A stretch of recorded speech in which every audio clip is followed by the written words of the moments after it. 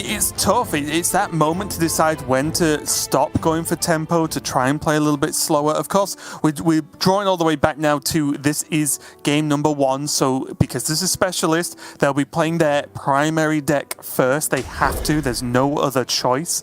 So this is going to be more of a standard priest you would even run into on ladder, more or less. And it'll be in game 2 and 3 where things get really spicy. But even in the standard mirror, I don't think it's very simple. I think it's a very fluid matchup because not only are you trying to, say, gain the board and get that tempo, you have to also deal with your opponent doing exactly the same thing. So it's a pretty tough one. I agree. Specifically because both of these players are playing Mankrik in their deck, which is not universal, but in my opinion is 100% correct. Because that gives potential for example, Mankrik Raise Dead openings, right? Where you get multiple 3/10s in your deck.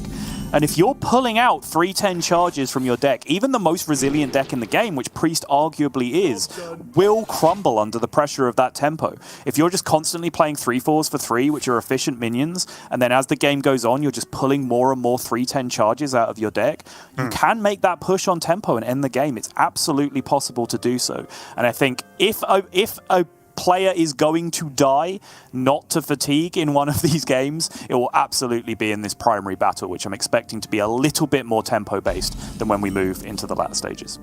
And it's just a great target for all the buffs, right, that Priest has as well. Yep. It just sticks around. It's great. Already, though, both players off to a slow-ish start, although Seiko on the bottom there does have Mankrik in hand, so he is ready to go for his turn 3 if he wants it. Yep. Take his time, though. Did just pick up a Scorpid, which gives him a different option for the turn, but as for all the reasons just described, I think Mankrik coming down first. Perfect answer off the top here for Swidz, though, just to be able to challenge it, make sure that the board does not snowball. And you can already see the potential, right? Seiko could play Scorpid if he gets offered Raise Dead, just charge the Mankrik in, right? Kill it, Raise Dead, go again. Yeah, this would be more or less the dream Raise Dead here. I think this is another thing you do have to look out for is like perfectly curating the first 2 minions you play in control matchups, right? So that your Raise Dead stays the dream Raise Dead for as long as possible, which, Scorpid Mankrik would pretty much be at this spot. I think Seiko will be perfectly happy to add Mage Scribe to this, though, because, that's fine as well. The only concern might be how good Hysteria is on the other side if he plays another minion here, which might lead him to just sticking with the Scorpid on board for now.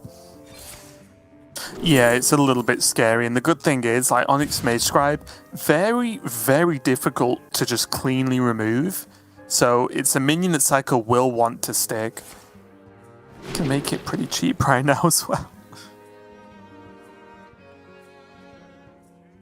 I mean, here's your question. Big old tempo card with Onyxia Broodmother, or big old value card with Skeletal Dragon. Arguably, Circus Amalgam kind of fits into that value, that tempo strategy as well, because he could just play it this turn for 2 mana with the double Draconic discount that he has available. You don't pick the one, see?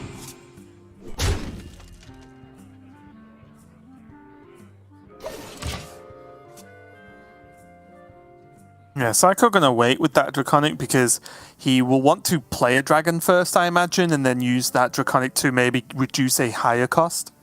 Yes. Instead, and I think a 4 or 5 cost dragon with the quality he's got in hand is pretty good enough right now. It's arguable, right, though, because if he rips this other Draconic next turn, he could play a 9-drop next turn if he discovers one from the Draconic, straight up, because that'll be discount number 3. But either way, there was no reason for him to use it on that turn, right? Yes. He can continue to wait and make that decision. I was just going to say, well, he has the option now, right? Yes, yep.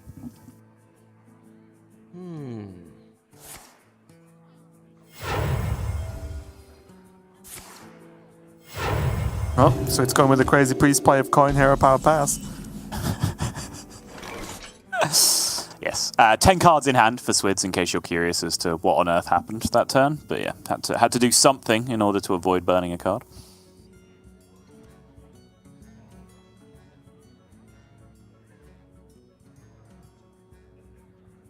I wonder. Icon now does have Raise Dead. He could just Raise Dead another Mankrik if he really wants.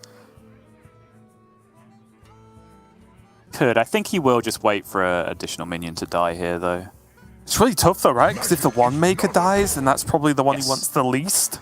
Yes. If multiple minions die here, like to a Hysteria, for example, then yes, he's not guaranteed a Mankrik anymore at that point, which is certainly an issue.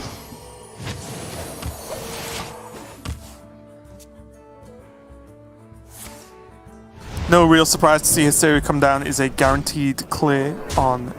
Well, now the whole board, that wasn't guaranteed, of course, but it did kill off the Mage Scribe no matter what, because it would hit the Scorpion eventually, sorry. Absolutely.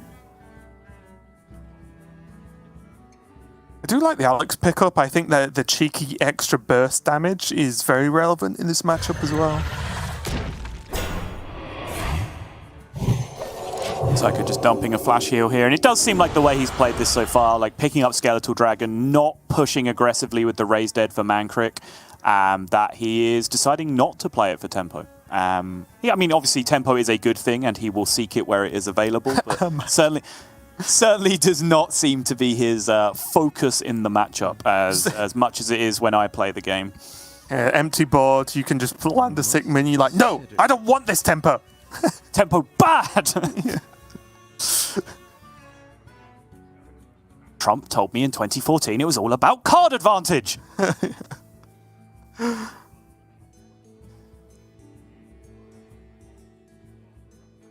One of the weird questions, I think, we talked about it yesterday, but like how Ysera can sometimes be weird in Priest, in that, like, because you gain all the cards from the battle cry with this version of Ysera that, well, as you can see now, Swidz threw away coin. I don't think he can afford to play Ysera anytime soon. It's kind of tricky, right? It is indeed, yeah. That's why I think we've seen some players, like was it Bly's, I think, where it was just Yogg at the top end instead. Just Yogg 'em. Say, like, yeah, if I need a dragon, I've got plenty of Draconic Studies, plenty of ways to generate more Draconic Studies, and then those Draconic Studies would generate the dragons I need, because the dragon pool is fairly limited right now, which is, you know, some reasoning I can get behind.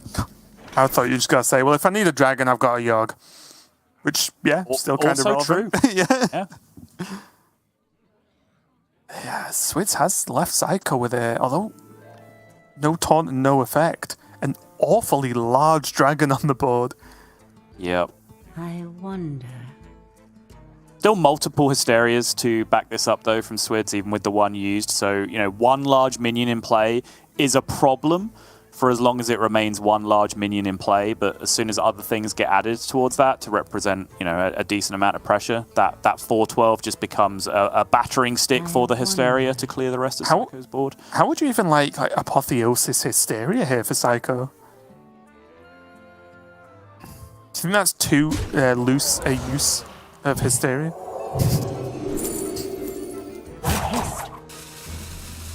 It's an aggressive use of Hysteria. Like, it's a play I can kind of see myself making, but I also would have played large amounts of this matchup differently up until this point, and like my play would have supported that kind of strategy, but I don't think it's where Seiko's at. I think it just lands one gigantic minion sticking to the board, right? Which is in any matchup what I want to do against Priest as any deck.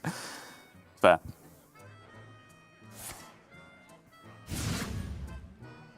Hysteria number 500. Yeah.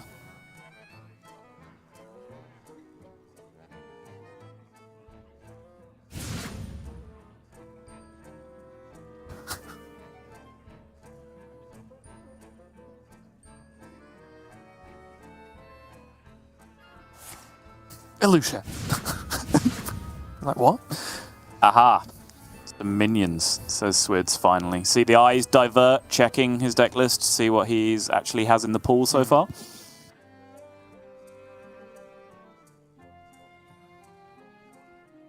Hysteria does a good job here as well, right? Quickly. Right, clears off the divine. Wait, clears off the divine shields. True. He does also have 50 of them, so it's not the end of the world just to... That's what I mean. He could just Hysteria every turn for the rest of the game at this rate. Yeah. If it had just ripped it, worst case scenario, I think, was a 4/9 being left on the board. Obviously, everything else always dies, but... If, like, the Divine Shield attack hit the 4/4 first.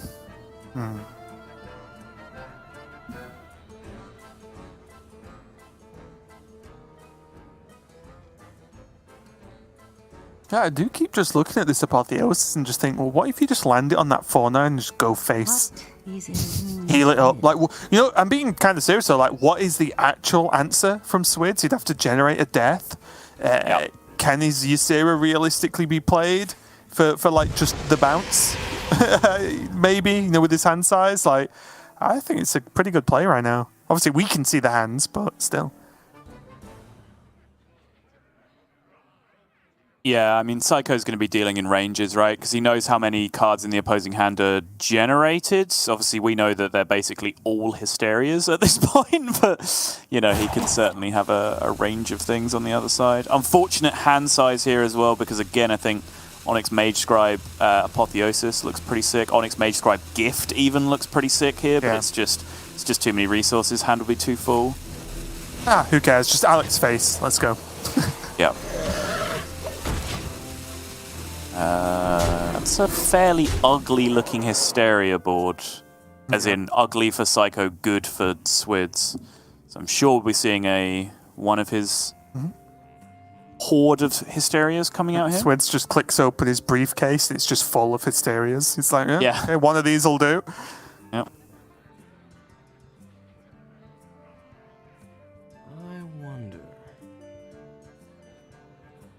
Swidz hand is just like the wardrobe of a cartoon character right now. You know, they just open it, they just have the same outfit same set times. Yeah. Or admirable. Or admirable, in fact. Yes, that is very true. Not even a joke. Nope. Yeah, it looks good to me. Only 1 mana. Swidz can pretty much do what he wants with the rest of the turn, even if just dropping Scorpid. Although, actually, do you like it just dropping this dragon? Get it out of the hand? Kind of do, yeah. Start playing some threats, right? Especially now that the outcome happened. Yep. Might as well clear the board, right?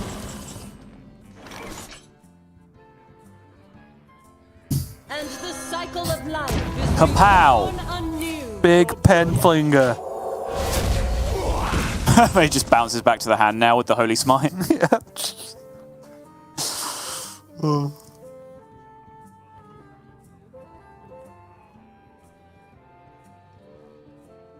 Few options here for Swidz. Could go for some kind of Sethic opening here to just see what's available if he starts with this renew. Or he could just go for Scorpid straight away. At worst, he can always Scorpid Hysteria, which guarantees kills the Alexstrasza as an absolute worst case scenario. Yeah, I like that a lot. I was going to mention that the Scorpid pickup was quite clutch, just because he had 3 Hysterias in his hand, right? It just means that that's kind of a universal board clear. But it looks like Swidz is just going to hang out and be greedy with his resources here, which is also very fair. Something that we haven't really seen either of these players do so far, which is using health as a resource, essentially. Swidz just saying, I can tank 8, it's not a big deal. And Psycho's like, but can you tank 10? As he plays Apotheosis on the 8. So it's just like, yeah.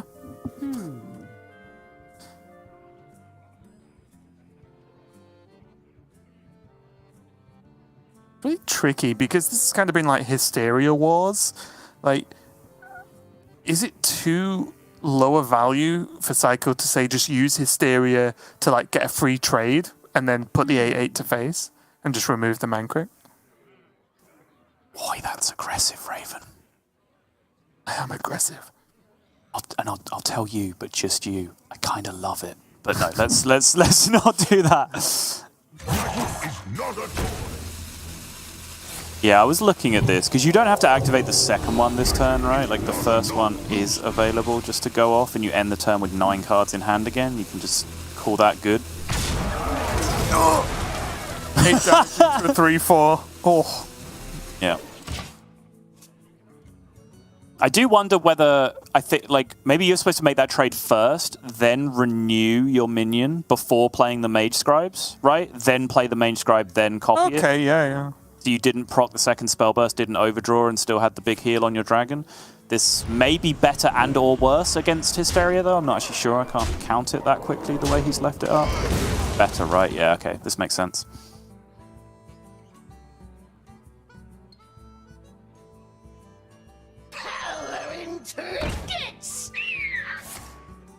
He's going to leave it up and start that renew chain.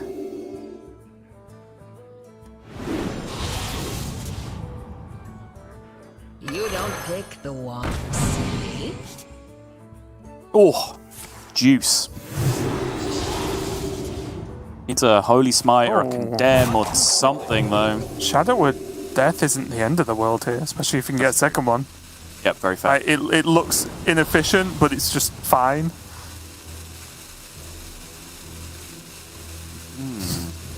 Not quite juicy enough on the power word, yeah.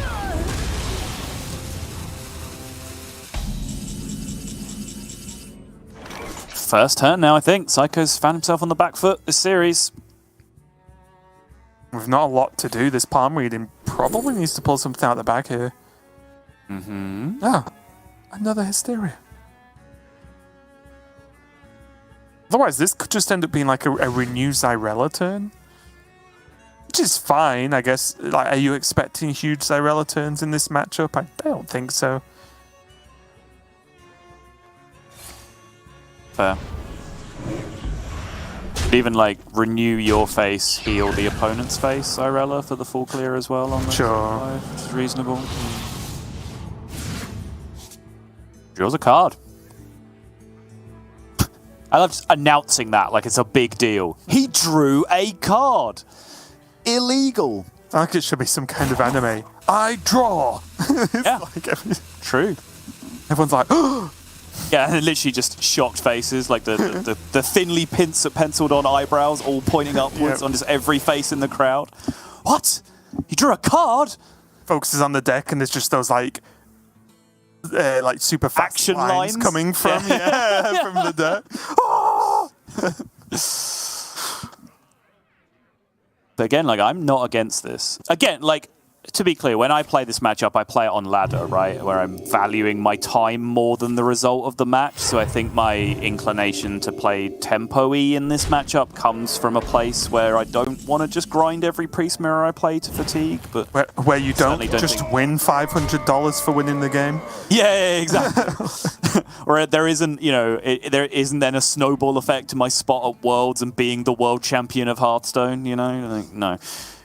So I don't necessarily think it's a bad thing to draw cards, especially when it's insight specifically, right? Which nets you so much tempo potentially with a cheap big dragon or a cheap Sethic, and he did get exactly that cheap Sethic, which could be very much to his benefit.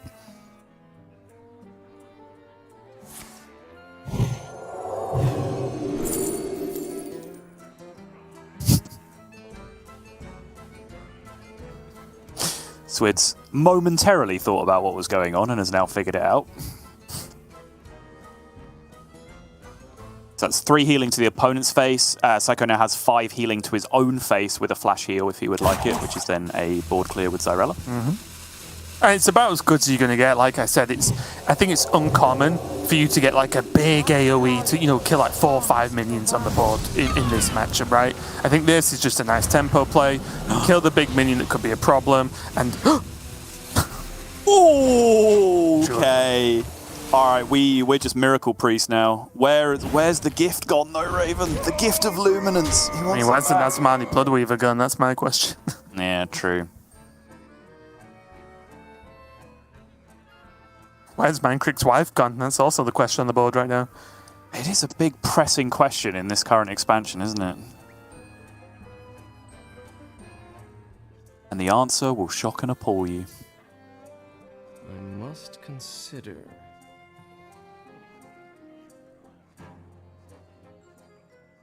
Someone's trying to explain this quest line to me, and isn't the body that you find just labeled like desecrated corpse or something really grim? Like it's not even named. Like, it sounds really dark. I believe so, but I also don't really want to reply because last time I did, you were like, "I don't care about lore, Raven." That's true. So why would I have this conversation with you? I feel like you bait me into a trap.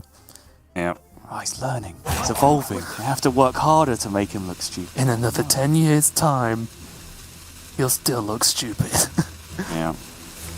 Yeah, though, this is a super weak turn from Swidz, right? This is probably like the first real turn in the game where one player just hasn't felt like they kept up, but that's the effect of the Enraged Mancrick, right? Like, you can't just kill a 10 health minion most of the time. Does Seiko just pop off right now? I mean, It's hard to imagine the hand getting any better for it, right? Holy Smite. Unless you want to wait for like a third Sethic to appear on the other side of the board and then you initiation it and go nuts. But yeah, it doesn't really seem worthwhile.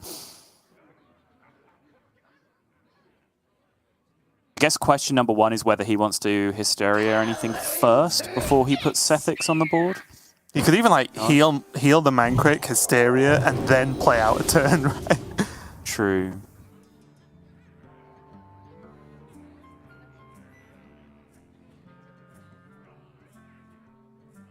You really want to initiation the Mancrik, right, on the other side, I think?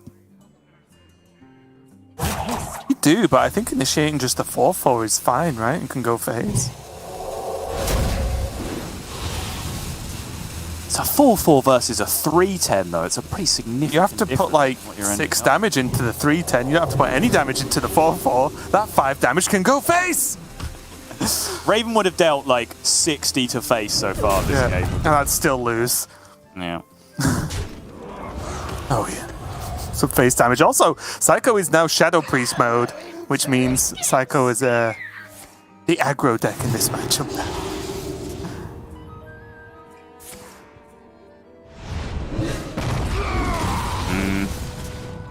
A waggle of the head from Seiko, disappointed with the Shadow of Death landing on his Mancrik. It's that gentleman's agreement time where Swidz also goes Shadowform and they just hero power each other to death now. What is it with hero powering each other? That's been your call in both series so far, Raven. They should just hero power each other to death. What's wrong with you? I wonder. The boot fits. If the boop fits? Boot. If they're gonna boop each other with their hero power? Yeah, it's not your best work, so. I mean, neither's suggesting that players should hero power each other in the face, but here we are. I must consider.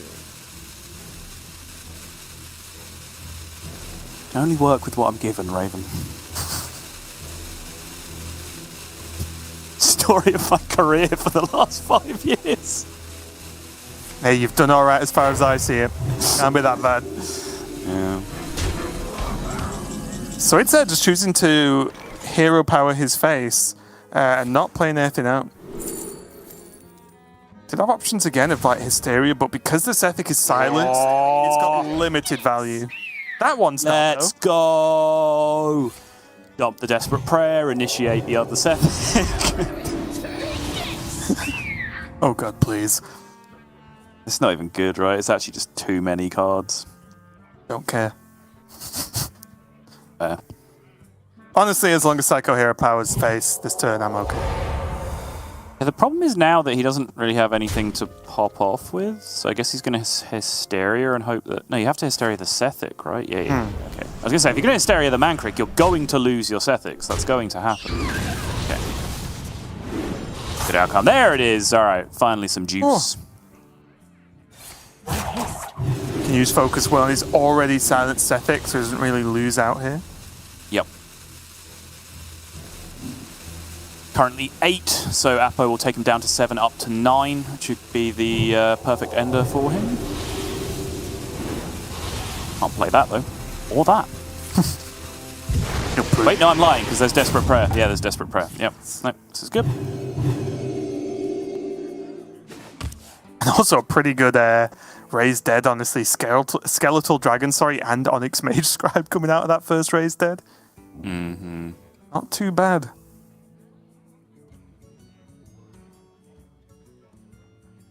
You can see, we talked a lot about the Elucia dynamic going into the series, and you can just see it playing out, right? Like, at what point could either of these players with Elucia on the far left of their hand even dreamed about playing that card in this matchup?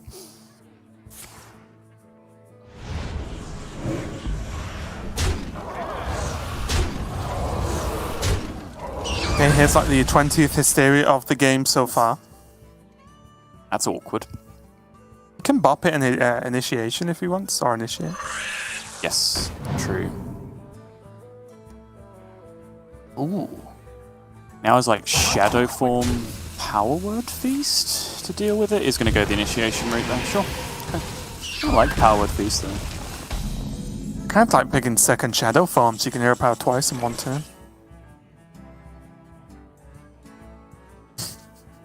No? This is it now. All mention of hero powers is just being no-sold for the rest of the podcast. Okay. That's what's happening. Only it was a battle cry. 4 spaces in Swid's hand, so he will miss a Drake if he does it this way. Cards do appear in order, 0, 1, 2, 3, 4. I think it's worthwhile, actually has- right? He has Thrive on the far side as well. I didn't even realise there was another card tucked in there. So he's actually only going to get up to Laughing Sister and miss out on the Awakens as well, which is potentially a much bigger deal. But Yeah, that's yeah, I think the Dream is too good there to turn down. I was going to say, it's definitely less alright than just missing the Drake. I think the Drake is fine to lose out on. The Awakens, though...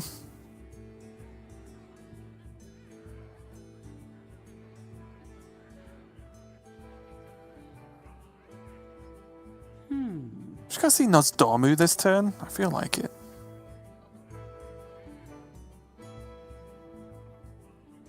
Nosdormu, and then the play I'm not allowed to actually say. Also, will just go quiet again. Nosdormu and then Shadowform Ping. I wonder. You just have to find creative ways to not say hero power, and then Okay. it's allowed, you see. And then HP the smoker.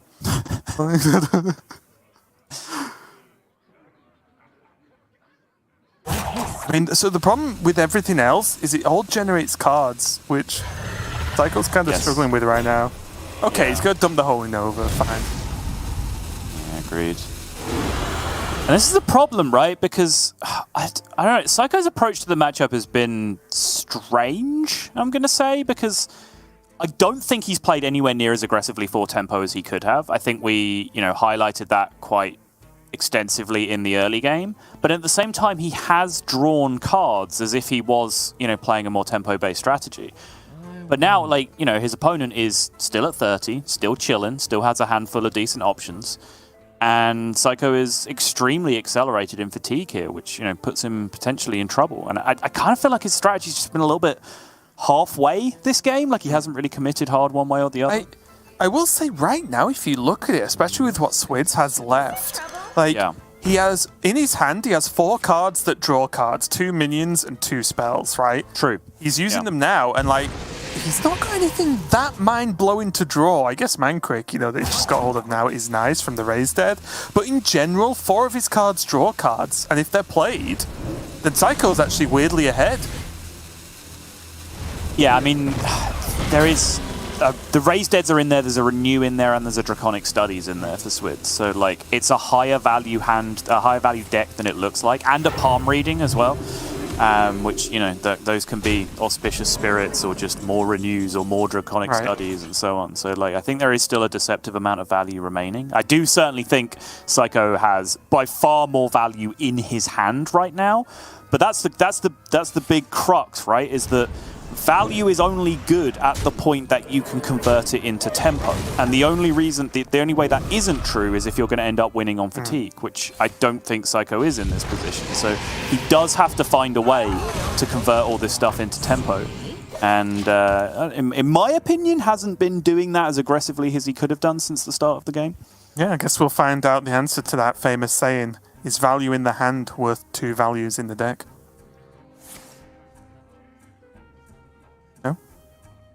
That wasn't even about face! No, it wasn't. Deathwing. Oh, That's what I'm baby. talking about. The best card in the game right now. Not bad, right? Because you talk about how many of the cards draw cards, particularly when you throw the Ysera into that as well. So there's a good chance that Swidz can dump out some of these impactful cards that he has, the Runaway, the Mancrick, etc. And then from there, just go for a big Deathwing clear, and all he'll be discarding is some Insights and maybe a Power Word Feast. It's even if he played it now, which I honestly wouldn't hate, as long as he just doesn't discard the 2 on the right, or I guess both of the 2 on the right, then it's like a victory for him here. And let's have a look what happens. Okay, he discarded 1. Okay. Yes. And the Thrive was the other card? Yeah, there was a Thrive and the Runaway Blackwing. So 50-50. Gonna check what Seiko actually has left in the deck here. Is Elun's will. Oh, okay. I was trying to work out whether it's like could be a weird Psyche split into, you know, pull something with Thrive to actually deal with Swidz's Deathwing, but unlikely. Yeah, worth noting those raised deads are not real either, by the way. Those raised deads are not currently in the deck. He has 5 cards remaining, 2 Condemns, 1 Renew, 1 Palm Reading, 1 Ogomancer.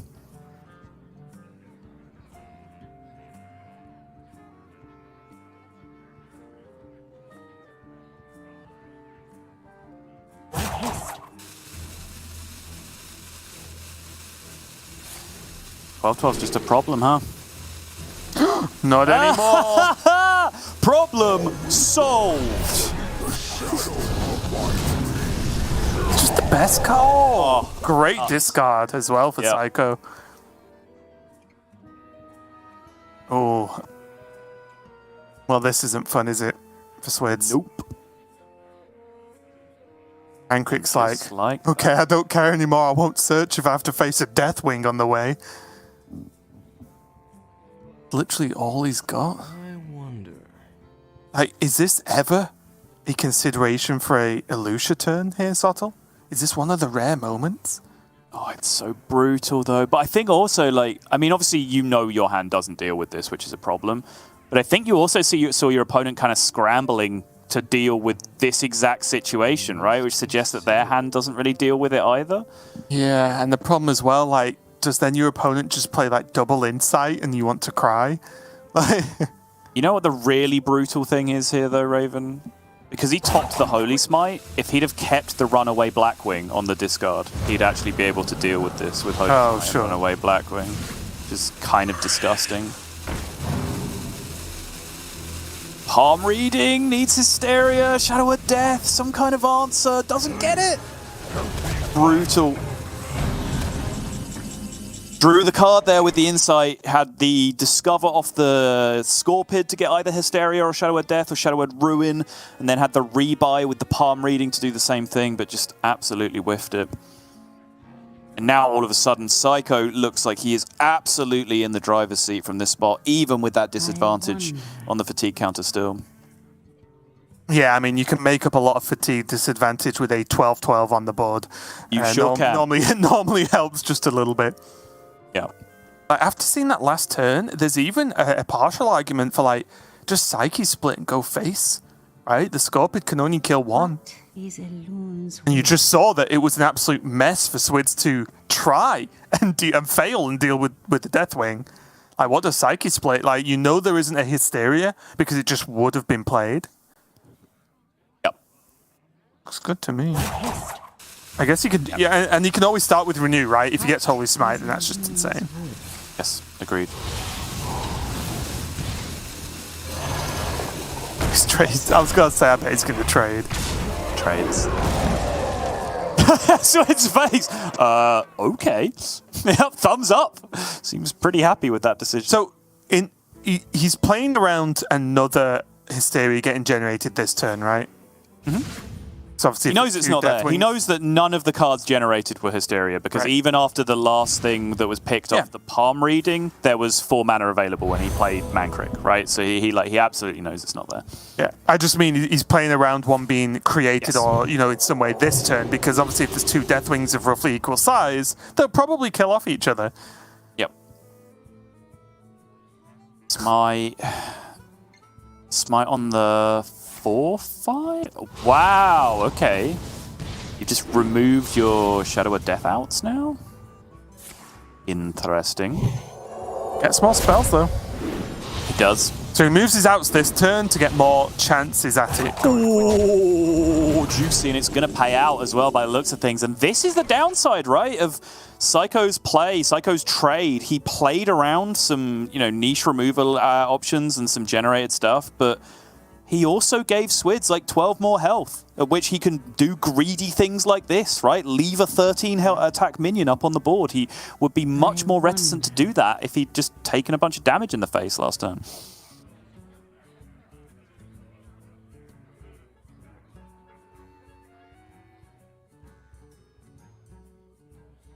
And the plan really needs to come together soon, doesn't it? Because Seiko's running out of cards and running out of time. Time may pass, but the dream is eternal.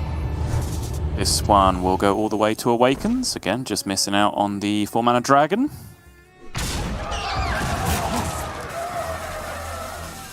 But it does leave him, I believe, quite spectacularly losing board here, no matter what he does. And I think that is the worst possible scenario for Seiko right now. He needs these last few big minions to find a way to stick. Yeah, I think it's him there just trying to defend this Ysera, knowing that it's probably the best chance he's got at sticking something. Yep. Because the Shadowwood Ruin does actually kill off his own Mankrik, which is a shame for Swidz. Yes. Swidz can get 8 damage into the Ysera first, though, with the Mankrik trade and the Sethic before he casts the Shadowwood Ruin. So if he's able to just pick up, small things like Holy Smite or whatever else, might be able to get the board clear done still. Obviously now knows that there is Awakens on the other side, so needs to keep that in mind with the shapes of minions that he leaves behind at the end. But they've also ended up getting a buff, right, for the Ysera, so he can actually kill it with Ruin. True. Yeah, that's actually a good point, right? He could have just Psyche splitted the Ysera and just cast Ruin, right? Push 5 to face, cast Ruin. Stuck that board, called that a turn. That was definitely worth looking at.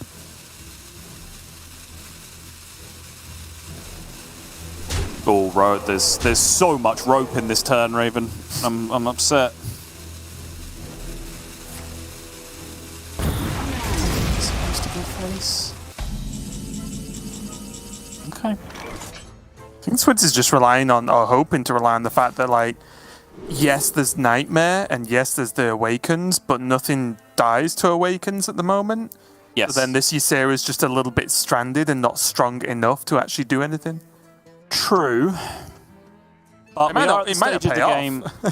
We are at the stage of the game where there's a good chunk of generated garbage hanging around in people's hands, right? And a lot of times those are, Power Word Feasts, Apotheosis, things like that. Things that just haven't been able to be landed because the Priest Mirror is just so efficient at both sides keeping the board clear. I suppose that hasn't been the case for the last few turns, though. There's been enough big minions stuck hanging around that you're probably confident that there aren't just big buffs being held. Yeah, and we've seen Psyche splits played by both players now, right? Yeah, true. There was an option to pick it up there again, though, for Seiko to go fishing yet again with more Sethic stuff on the other side. I think that was probably a bit ambitious.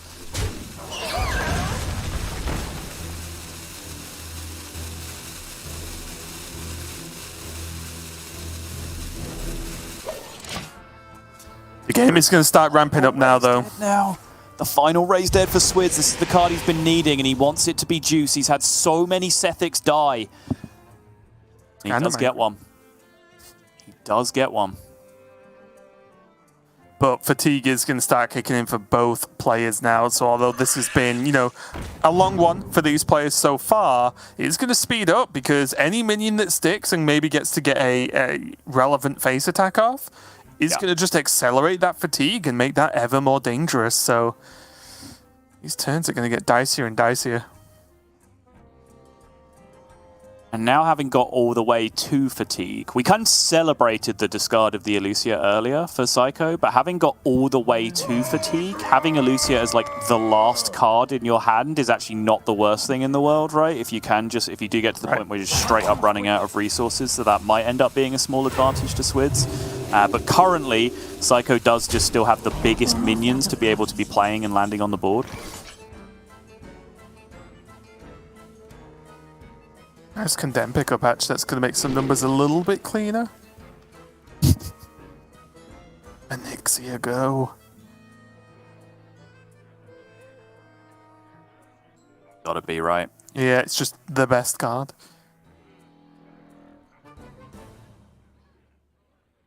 Magic is not a toy. I believe Psycho's bottom two just ended up being both condemns. That one remaining card is just another 3 damage AoE. Oh, and this is nice. Devouring Plague. Being able to use it nice and cleanly to kill off this minion. Yep. This is where things get tricky. Seiko has the board. He's obviously got lower life and a bit, later into fatigue than Swidz will be, but he has the board. So if he gets to swing once with these minions, he's suddenly very far ahead. He is. Swidz's last card is Apotheosis, I believe, which gives him Blademaster Apo potential as like an insane board swing if he feels like he can just tank this for a turn. Pretty good, right? Rally is more Sethix potentially as well, though. Shadow Word Ruin just being the best removal card, yeah. Doesn't look like the best removal card right now, Sol. No, it does not. But against the Noz and the Onyxia to come, might still end up being very effective. Oh, it's a game now. What did he do, Sol? What did he do? Pushing. He's just pushing. He's HPing the face. Brown sauce everywhere, Raven. Describe action. I am out of cards. And the play came out, the double shadow. Oh, it is a race dead. Oh, my bad. Okay. Sol, just lying to all our lovely viewers. That's insane. Yeah, it's currently just an issue that our deck tracker for the broadcast has an issue with rank up cards and Raise Dead specifically. And so the two cards that could have been remaining... Just not a fan. Dem and Raise Dead. I just took the 50-50 and guessed wrong. Unlucky. That's Hearthstone. Sure is. It being Raise Dead is enormous, though. The problem is that Seiko's been in Shadowform for so long and he has extremely limited routes to a Apotheosis or anything like that that can heal him up for this point. So even the damage from this Raise Dead can actually end up being a very relevant factor here. I'm out of cards. Yeah, honestly, I think we might only see it played when it has to be played, right? And that sounds very silly, but what I mean is if Seiko loses board and needs a minion to dig him out that he doesn't have, then he'll go for it. But outside of that, I think he'll hang on. Sure. The Blademaster Samuro double Apotheosis is huge, though. Yep. Does leave up that one minion on the other side, though, but I do like it. There was an option to go for like half clear plus Sethic in the same turn, but I kind of like him leaving the Sethic for like an additional clear alongside. This is insane, though. Look at the hand quality, right? Unless this Sethic works miracles. Like, Swidz just doesn't have anything. Nope. Like, nothing. With Seiko, still has Nozdormu, still has an Ogremantcer, still has this Onyxia that's going to hit the board now, and still has double Raise Dead. Swidz might, like, we can see, of course, but Swidz might have to just go, like, Elucia double Raise Dead and try and play some minions. I mean, let's not count out the fact that what Swidz does have is an enormous advantage in the fatigue clock plus a 3 damage hero power right now, right? Which is, or a 2 damage hero power that's pushing every turn, that's dealing things out, and that's a Soul Mirror and Hysteria picked up! Oh my goodness. He's out of the chain on Sethic spells so quickly, which is kind of a problem for him, admittedly, but the fact that that specifically with the options picked up here is so insane.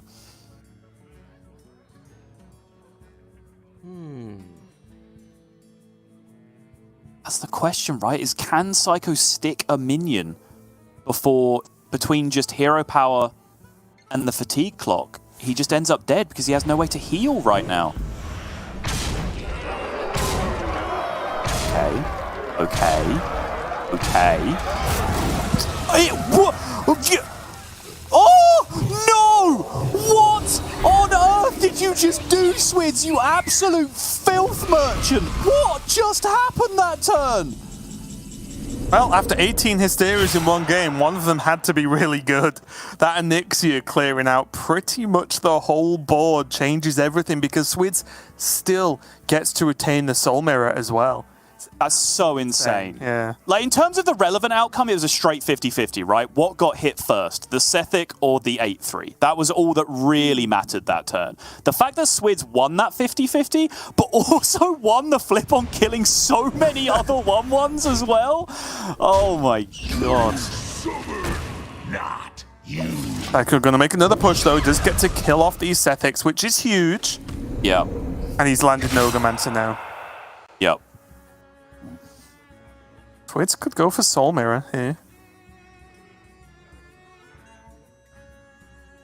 Good. Get his own Ogromancer and also activate the Auspicious. Corrupt the Auspicious Spirit, yeah. And just chuck another Hero Power to face. Yeah.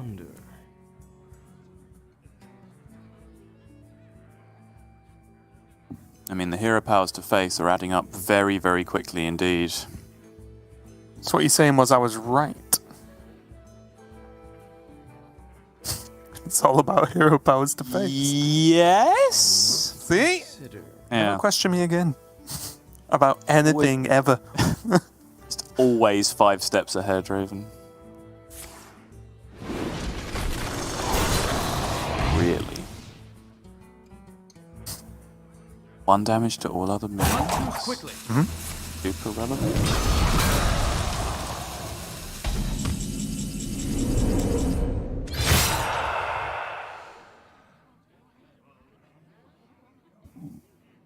So Seiko can't kill it, right?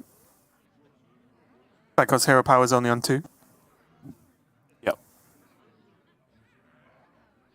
Such an interesting choice, right? To hold on to the Soul Mirror as like a final answer, right, to the board state, and just say I don't even need to be that greedy. I'm just going to get a 4-drop instead of a 7-drop here. Just make Seiko have to deal with it. It's interesting because he has Shadowwood Ruin, right? Which is, you know, the card that deals with most threats that are going to tilt him over the edge this game. What is Elun's will? That's the question now for Seiko. Does he take the bait with the initiation on this? Because I think that was the fear, right? Just from us being able to see the hands is like Soul Mirror happened from Swid's side, but then he would end with a 3/4 Ogromancer on the board, and then Seiko, like, initiations. Then what happens? You know, that's kind of scary at that point.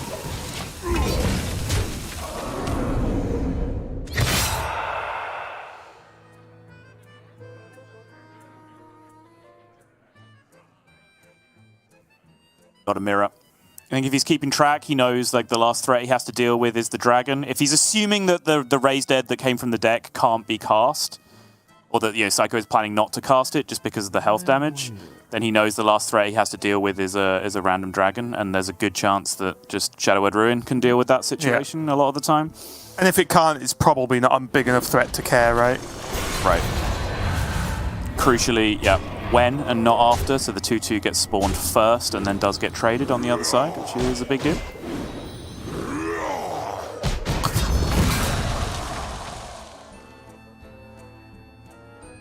I do find it very questionable how many of these pings have not gone face from Swidz, though. Yep. I think there's a debate here as well about where this one's going to go. The game would have been over by now if more of these pings hit face. They're dealing 3.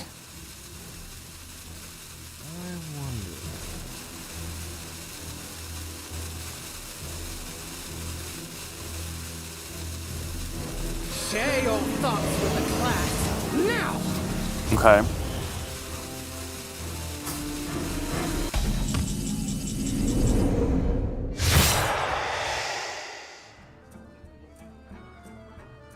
Also knows that none of this will matter, right? Desperate Prayer just keeps the game even and gives Swidz a 2/2 right now, which is fine for him. Shadowwood Ruin, of course, kills nothing. Insight does nothing, and I think Swidz knows. Yep.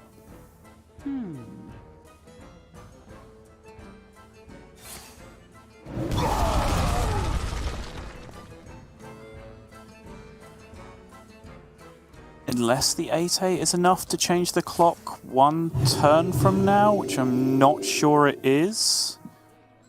Because Seiko gets to dump the Ruin, right? So he can then stick an 8/8 at some point. Whether the Desperate Prayer gives him the extra turn to be able to get there or not.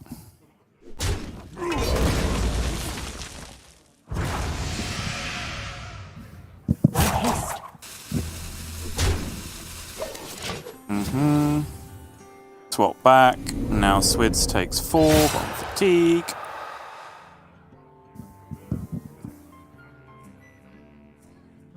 He's got to count this, right? No, just go face.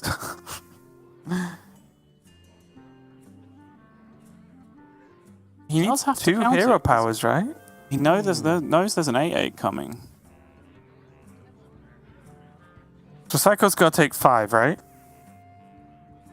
I'm not sure, because the last fatigue hit was the Elucia flipped one, right? But yes, I think so. I think it's 5, yeah.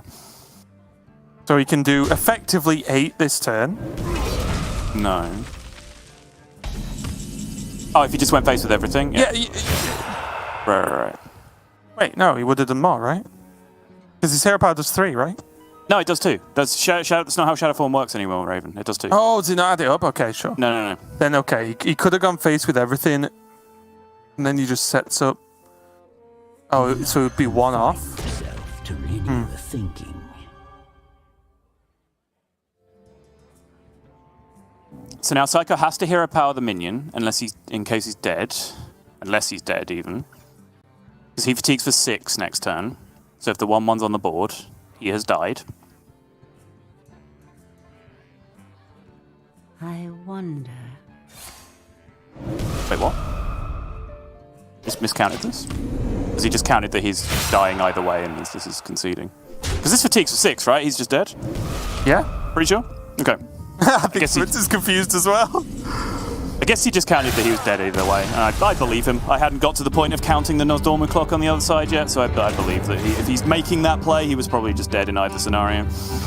Yeah, I expected nothing less subtle, but what a strange game, mainly towards the end there for me. I think there were some turns just right at the end, not the very end with the hero powers, but just before that when both players still had cards, where things got really, really strange and kind of maybe threw everything out of whack. But like those Deathwing turns could have been huge, as you can see right now. Like the Deathwing did hit, and maybe Seiko was supposed to play more aggressive because he was further behind, as you can see in the fatigue, or maybe this was just the way it happened, or just the way it played out, and it was unfortunate that Seiko basically ended the game with double raised dead. Yeah, for sure. And I think, obviously you saw how important it was to have that extra health to play with as we got down to the line right at the end. And Seiko was probably right not to play those, but he'd been holding on to them for a very, very long time. And remember, he also took the decision to play Shadowform, which limited a lot of the value he could get out of healing at that point anyway. But the late game scenario got very, very strange, because I do feel like Swidz should have been pushing more aggressively with damage to face because he had that huge clock and as an advantage. But in this spot here, so just looking at it, he takes 6 there, whereas if the minion was killed, he lives for 1, and then he just gets to attack with an 8/8, right? And then hero power face again. And his opponent was at 13. Am I missing something? Someone go back and check the VOD. I'm not 100% sure. I think it was super close, but does he survive on 1 maybe at that point? I guess I'm putting my faith in Seiko at that point of a game being able to work it out, right? So I don't think Seiko would have messed that up. He probably knew the fatigue count and knew that he would have taken he wouldn't have done enough damage even with the 8/8 swing. I don't think that's true. My current perception is that both players should have gone face on those last few turns, and neither did, which means that they threw back and forth. That's kind of how I'm looking at it at the moment. Hopefully, there's another caster here who can check the VOD and then ping us and let us know. But that's currently where I'm at. But again, long, exhausting priest mirror. It's hard enough for us to try and keep up with everything. So if it was a mistake, it was a mistake, and we move on. But it's brutal, right, to get to the end of a game that long for it to come down to stupid margins like that. Right. Yeah, it's really tough, and it looks like both players are going to be queuing Priest again, because this is Specialist, where you can only queue Priest. Let's take a look at the opening hand. South Sea Scoundrel, so no surprise there. Swidz is going to that secondary deck. So there's -2 Insights, minus Thrive in the Shadows, no Devouring Plague, and no Mind Render Elucia, +2 South Sea Scoundrels, 1 The Nameless One, and Cthulhu and N'Zoth in his list.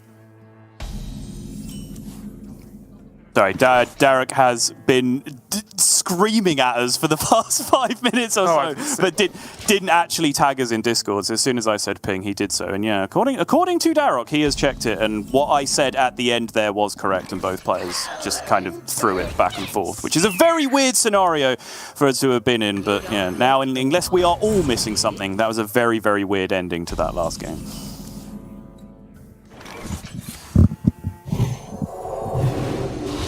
Yeah, bit of an odd one, but that's what Priest Mirrors will do to you, especially when you hit that fatigue count already. So we'll see how this one goes with some of these slightly different choices. I am honestly excited, Subtle, to see where these South Sea Scoundrels take us. Yeah, I think this is a really, really big deal. I do think, like, you know, weirdly enough, I was expecting the first game to be a little bit more tempo-focused, and this was the one that I was expecting to be more fatigue-focused. But, if anything, it does mean that, you know, the fatigue will get accelerated a little bit because Swidz very clearly does have tools in his deck to be able to do that.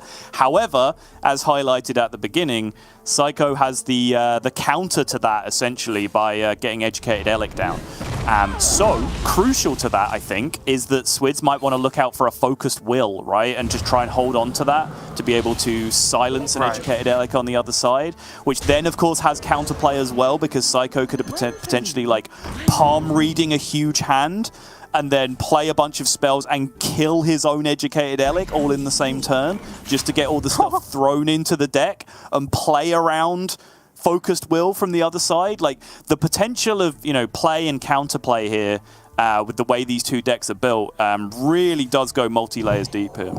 I also kind of just chuckling at the fact that the first Scoundrel discovered for him Shadowword Death. To then, so his opponent could just kill the Scoundrel off. The Scoundrel, yeah.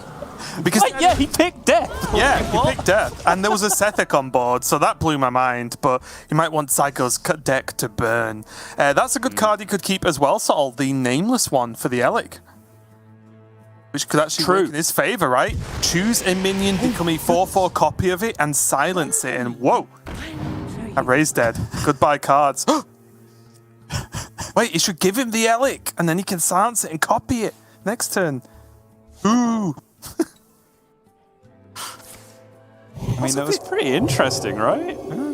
Also, I feel like Swidz is playing on Nozdormu mode at this point. He's playing so fast. He is, yeah, but he's kind of got the dream draw for this weird build that he's put together, right? Like, this is the absolute nuts, draw your cards in the best possible order kind of plan for the way this deck's going to work. So, you know, this is what he would have dreamt about last night, where he was planning out how this was going into this matchup against Seiko when he knew he was playing the Priest Mirror.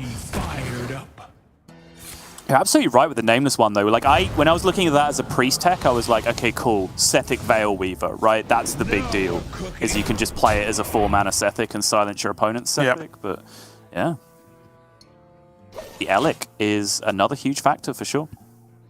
Because it also just broadens the gap between both players, right? Not only has he removed Psycho's option for going later into Fatigue, he's gained an additional Fatigue option. I tell you what, this is the first time I've seen this card in, like, you know, in a competitive play, I'll say. And I love it. I think it's great. It's just funny. You should just pick Elek.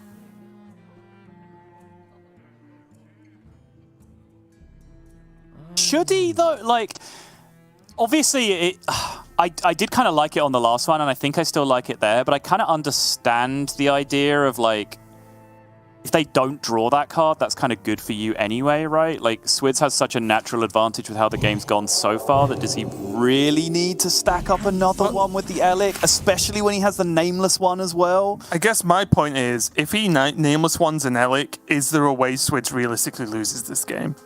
Right. Whereas he's just giving Psycho a Draconic Studies this turn.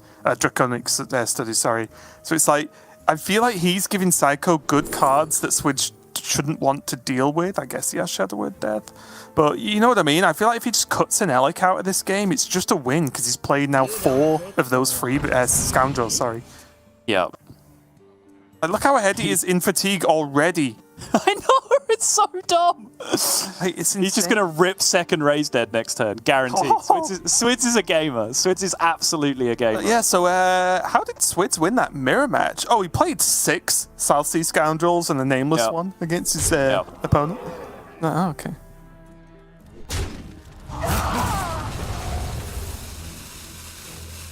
Also, I suppose I'll cover this just in case it's followed any confusion. When I was ranting earlier about how Elucia never hits Cthulhu pieces, right? Because they will throw them away as soon as they come into their hand, and obviously Swidz is not doing that right now.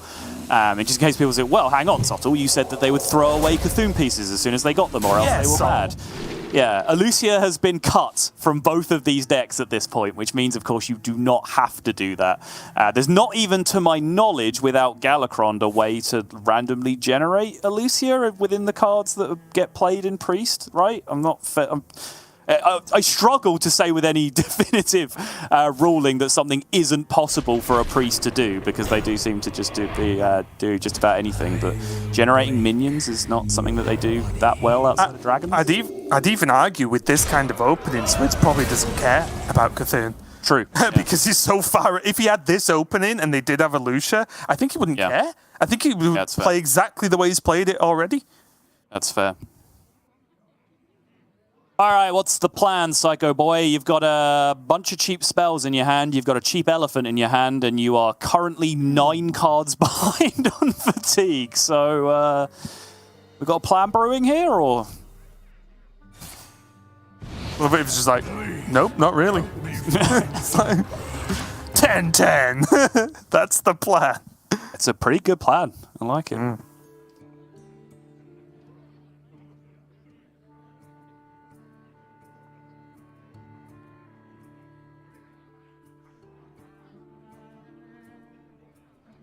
I actually think like Swidz can just keep it simple this turn. He could just death and then play this Cthulhu card, right? And just go face. Like, I don't think he needs to... Although he's had an incredible opening, I don't think he needs to get overly fancy. It's Heart, though, right? He'd blow up his own 7-1 by doing that. Seems suboptimal. I guess I'm just thinking, like, how long is the 7-1 going to live? Does he care that much about damage he can push? Maybe. Maybe he does. I'm thinking because he's so far ahead in fatigue and sort of striding towards Cthulhu, like, does it matter if he loses a 7-1? Maybe, but maybe not. I mean, based on the end of the last game, neither of these players are particularly interested in pushing damage, but I do think it's incorrect to just have a 7-1 if you can have a 7-1, right? Seems like a generally good thing to do. Write that down in your notebook, new players. If you can have a 7-1, have it. Yep.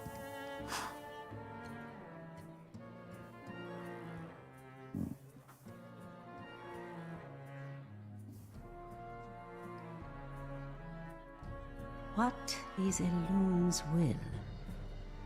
There's just not much going on here, is there?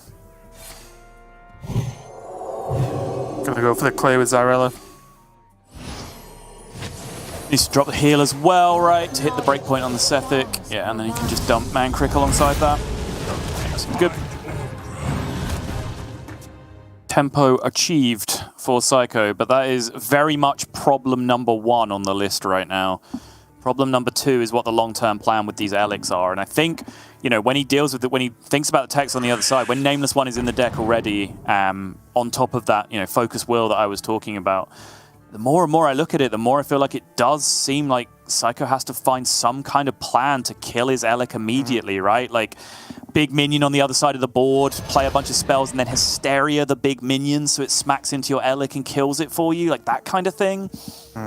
It's very similar to an issue Swidz will have, right? Because it's a kind of back and forth, because if Swidz Nameless One's an Elek and doesn't kill off his Nameless One, Seiko can Soul Mirror, which then kind of lets him keep up to an extent. So I think both players will be looking to kill off these Elek effects when they can and as soon as they can. Time may pass, get a dream in there. Just play Nightmare as well. I mean, this is option number 2. Which, looking at it now, is just to say, like, well, actually... Oh, burn a Cthulhu piece. All right, step number 1. So I was going to say, this is option number 2. This does 2 things. I didn't quite get there in time. First off, 10 cards in hand, possibility to burn something insane, such as a Cthulhu piece, or the Nameless One, or any of the big key cards that we've been talking about so far, right? N'Zoth, that we haven't even got to yet because of the amount of nonsense that's in Swid's deck. Secondly, this is another big tempo play, right? Which you can also say as Seiko, yeah, sure, he's used one of his Eleks here. It's not a huge amount of value. He hasn't dumped a million cards into it to help him catch back up in fatigue. but he has made a big tempo push to get on the board. And that's the other way of looking at it, is like, all right, maybe having actually played this out, I'm understanding that Swidz' deck is just greedier than mine, right? And so I should actually just play for tempo at this point. Whoa, okay. I was a little bit surprised at that. He could have done that turn, but with the Nameless one on the Elek as well. Good. It's just a dream, though. That's all that would be in there, right? For now. And then I guess you add the Hysteria to it as well after the fact. Sometimes, Sol, all you need is a dream. True.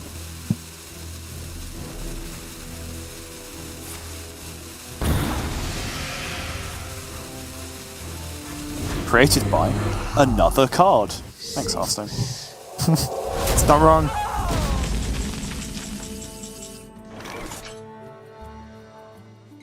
So now, suddenly,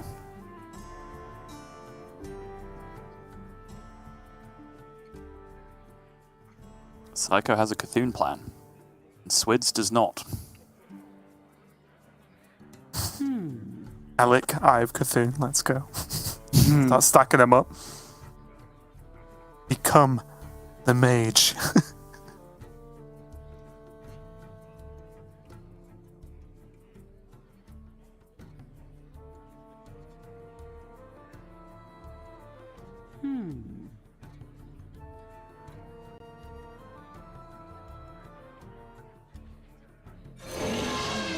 Seiko is going to commit to the Elek, raise dead, a super high value card, of course, to put in there. Yep. Mankrik. Find the Mankrik as well. Alright, this is getting so wacky already. Focused will now? Okay, he's just going to dump it with the Sephic. Fine. I was going to say, if he holds on to that, obviously Swidz can Nameless one his Elek, but then Seiko would have the Focused Will on the other side to combat it.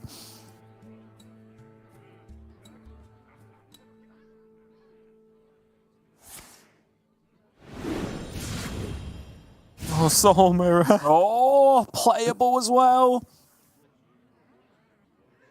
Leaves a Sethic alive, though. Can you really do it? And the Elek.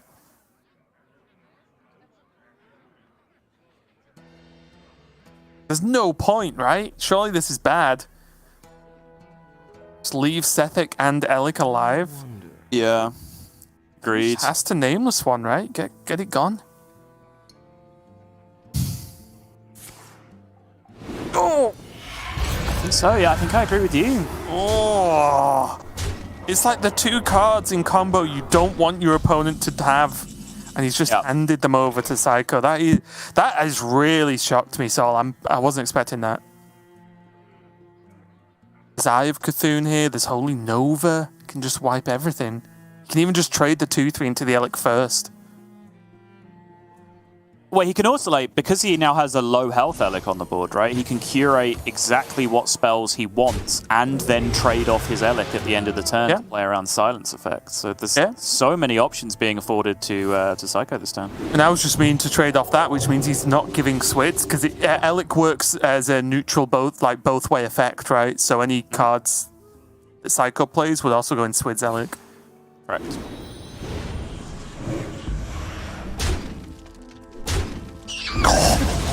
It's actually kind of bad though, right? Because now that Elek lives and can be silenced. So now there's nothing to trade Nightmare on the other side. Only give him a turn. Nightmare it. Nightmare the Elek, go. So now all of a sudden, Nameless one is potentially like super clutch. All Seiko's done is like juiced the Elek for Swidz. Yeah, the problem is, does it... okay, of course it matters, but Seiko's just pushing. He just has a board. True. Which is, like, I guess, the upside of that Hysteria versus the downside of the Elek not shuffling in. It's true. Like, you are very much watching Specialist 101 here, right? Where both players have put these really, really greedy, off-the-wall anti-meta cards in their deck, and you can see they have the potential to do really, really powerful things. But there's a reason why they don't get played in good decks, right? Because they're really hard to use for intended purpose. You can trust me. What is going on? So I do think there's a tendency in Specialist to just like, okay, here's my secondary deck. I have taken a good deck and I've made it worse. And like that's potentially what's happened here with some of these techs. Even now, I feel like this is I've taken a good play and made it worse. Like he silenced the Sethek instead of the Elek, which means Seiko's going to gain about 1 billion cards in his deck. And remember, Swidz doesn't have his Cthulhu available unless Seiko randomly... No, he can't do it now, right? Because he's already copied, yeah. He just doesn't have his Cthulhu available now. It's just lethal. That was a bold play, subtle, but yeah, I don't think it paid off for Swidz. Yeah. So I guess if he goes silence, right, like... The problem is the lethal coming back the other way because he knew about the nightmare no matter what happens. So maybe he felt like he had to go fishing to answers with the Sethek. I guess there was also, instead of doing Nameless One, you could also do Ysera Dream, right? To sap one of the minions. And then if it was the Sethek or if it was the Elek, either way, obviously that would remove all enchantments from the Elek because it goes backwards. Anytime something goes backwards from like board to hand or from hand to deck, that removes enchantments, so he would lose all the death rattle stuff. But like, yeah, I think to be fair to Swidz, what was being overlooked that turn is he was concerned about just how dead he was in that situation, which is why he was looking for answers with the Sethek Veilweaver immediately, which kind of goes back more to my point, right, of like, he's done all these really powerful things with his deck, but he's made his deck so clunky that Priest has just made a relatively innocuous board and he's died to it, right? Like, that's the big problem with his deck right now. I think that the weird turn that was probably the biggest issue for me was the Soul Mirror into the board from Swidz that didn't actually kill anything, and it just gave Seiko a free turn, right? It just gave him that free turn with a Sethek still on board, the Elek still on board, the Laughing Sister, and of course the One Maker, which we saw damage was relevant that game because Seiko actually lethaled him without fatigue. Like this, it was just Soul Mirror. It's like Soul Mirror pass, and then hope Seiko doesn't do powerful things with a preemptive Sethek and Elek on board. I think that was the problem. I'm not saying Swidz particularly had other good options that turn, but I think that was the turn that really pushed it over the edge because it just gave Seiko 2 turns back to back. Yeah, great news for fans of me being wrong, which is that I said very early on that I felt like if any matchup was going to die to minions connecting face and not fatigue, it was going to be the first one, which is of course the absolute opposite of what's happened, as the first matchup went all the way to fatigue and the second one went all the way to turn 10, where someone died with minions. So it turns out the dynamic is absolutely backwards, and I think that's now the concern that Swidz has to answer with this build of the deck, is that we talked about how he's made it so much greedier than what Seiko's done on the other side. But is that a problem in itself? Is it actually going to end up being too greedy? Yeah, and I believe just glance at the list again, neither player has changed. So they're on that same, South Sea Scoundrels for Swidz and the addition of the Cthulhu and Ogremantzer, I believe, for Seiko. And the Elix, of course. So yep, same again as the previous game, and I think it'll be hard for Swidz to get off to a better start, so he's going to have to do something a little bit different this game. I mean, it's another question, right? It's like, maybe we kind of got carried away with that being a great start. It's like, maybe it was just kind of slow and clunky because he just drew every single tech card in his deck, right? Like, he also completely sacrificed tempo at every step, right? Like, playing a 5/5 and then drawing his opponent a Shadow of Death, for example. Well, yeah, I was going to mention, because although it's like he drew and played all his clunky cards, those clunky cards are 4 mana 5/5s, right? Yes. They're actually just not bad. Right. I'm not sure about the death. We'd have to look at the VOD because I have no clue what happened there. But yeah, I think what happened, just at a glance, was the fatigue plan almost played itself in the early game. Yeah. And then Swidz sort of swerved, right, and went to a different plan, it looked like. And then, obviously, then the early game doesn't make much impact. Mm-hmm. Yeah, no, both players playing pretty quick, at least just in a turn time aspect. Great news for Swidz because he gets to deal with the Sethek without any mana investment, which means he is free to just drop his South Sea this turn if he would like to, but it looks like he's going to divert this time around. At this early stage, I actually quite like the Alex. I'm a fan of it too. I do wonder about these Yseras. Like, so often I feel like in Priest, Ysera is 10 mana, or whatever the Draconic Studies ends up being. 10 mana, sap a minion, right? Like, that's what it ends up being. Is you play the Dragon for 9, you play the Dream for 1, and then quite often you didn't even get any of the other cards, right? Like, maybe you just got Nightmare. Because your hand is just so full of value all of the time. Whereas it is a question that I have, but good players do continue to play Ysera at the top end, and do continue to pick Ysera when offered it as a discover. Even with that, right? It's like 10 mana sap a minion or 9 mana kill a minion most of the time, right? Yeah, right. Yeah, but at the same time, 9 mana kill your opponent. Now we're talking. Hey, you don't have to convince me of that one. Yeah.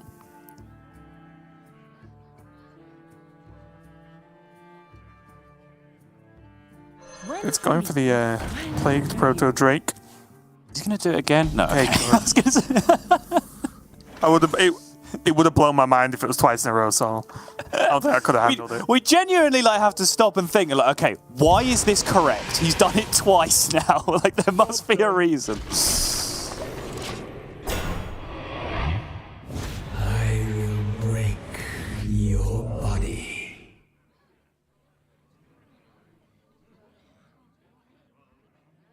Swidz does have Shadow Word Death on his side to just bat this 6/6 away, no problem.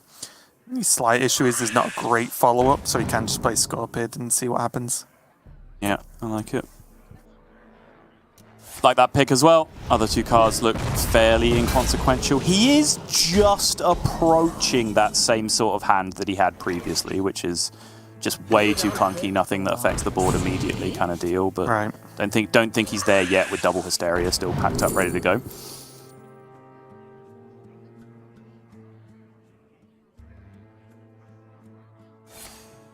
Just going to have to focus well there.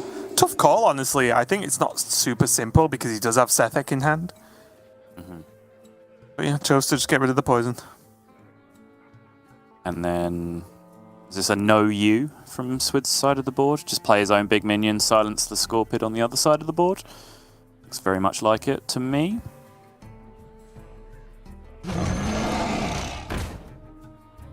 Yep.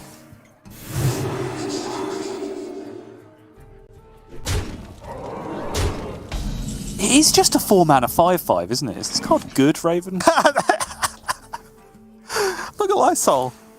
I thought the same. I think I might put it in my hunter deck. I'll put everything else in there. Put it in my hunter deck. Yeah, why are you playing a 4-mana 3/4 when you can play a 4-mana Wait, a 4-mana 5/5 and you draw a card as hunter? Is that just the best card in the game? What is Keymaster? Blaster. Objectively hilarious.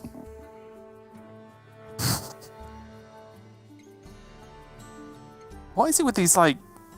I just did not expect these decks to play as aggressively as they are right now.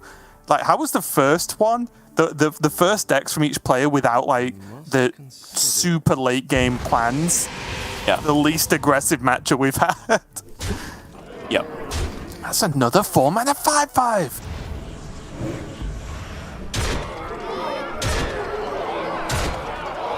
Okay. Swidz is the best Hysteria player I've ever seen in my life.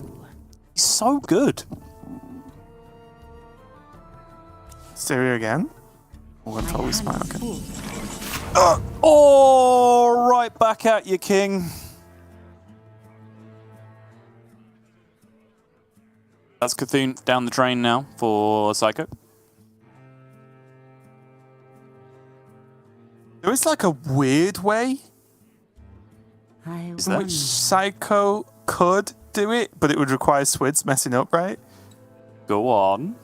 Well, if Swidz plays the missing Cthulhu card that Seiko's burnt into an Elek, the Elek. Sure. and then the Elek dies like, ha! Yeah. Because I was going to say, right, I has think more eyes.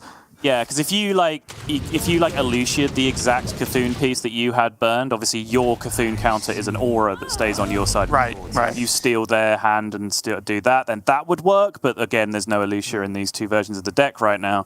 But you are correct, yes. If something incredibly stupid was to happen with Elek, I guess that is technically possible. Oh, Samuro, big boy. Look at these Yseras. Why is there 3? Why? Can somebody swap these in for Alexstrasza?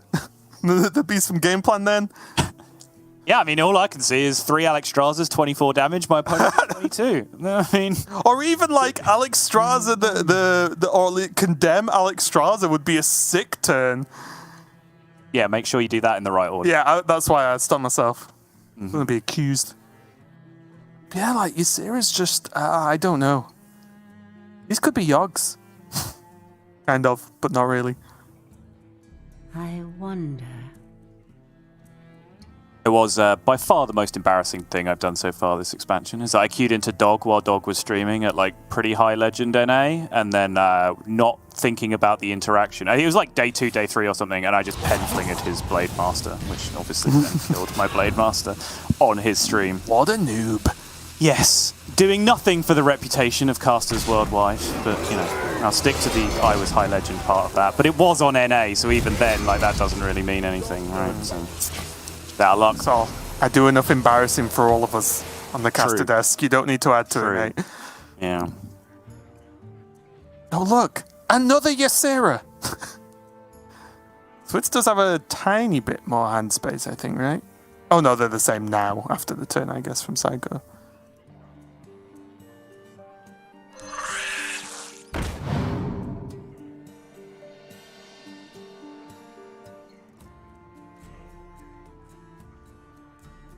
Whoa.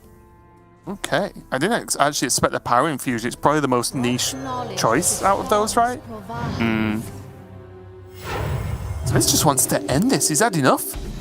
He needs hand space, right? First and foremost, I think is where his head's at, because he has double Ysera right now. Yeah, I guess playing this though, like, what's the expectation that you can play that? Whereas he could have picked Shadowwood Ruin, which I think. Oh no, I just mean in terms of like him dumping out Xyrella. Oh right, sure. Sorry. I thought you meant the power infusion. No. There he is. Time may pass, but the dream is eternal. That's what I mean, right? 10 mana Sapper minion. Like, yeah, you get a 4/12 as well, and actually Swidz did have the hand space to pick a bunch of stuff up, but this is gonna happen a few times, I would imagine. Mancrick's a good burn. Swidz has hit, I'd say, fairly hard on his 2 burn cards so far.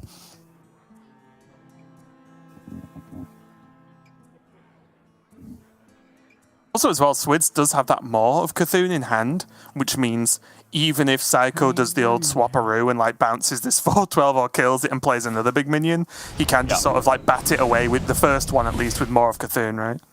Yep. It's actually a big deal. Wait, what are we achieving here? He'll go down to 8 cards. And space. So he wants to if he plays a Nightmare, so he can play another Ysera and get Nightmare. Yeah, so he'll open up enough room in his hand to get another Laughing Sister by playing that Nightmare, but, like, who cares? I don't know. Why do you want a Laughing Sister? I'm so confused. Time may pass, but the dream is eternal. Now he's going to play... So he just gets the Dream, and then he's going to use a Dream. Sure, okay. So this is fine, yeah. He did achieve getting another Dream in his hand and leaving a hand space open so he can draw a card, right? So it did achieve something the way he did it. The way of like playing the Dream first and then playing the Ysera, which is what it looked like he was going to do at the start of the turn, that was nonsense. But what he ended up doing, I think that made sense. It would have meant that he would have like have to have cast the second Nightmare as well. On his own Ysera. Draw a card? Yeah, like that. Yeah, it would have been. Otherwise, he's exchanging a Laughing Sister for a card in his deck, which makes no sense, right? Or rather, a card in his deck for a Laughing Sister, which I don't think makes any sense at all. For a split second as well, I thought he might not Dream, and I was like, he's just dead. Like, if he didn't Dream, he's on 12. Like, he's just dead. Swidz there, making up some hand space as well, using his Ysera Awakens. That obviously does nothing to Seiko's Ysera, but more of Cthulhu coming into play. Yep.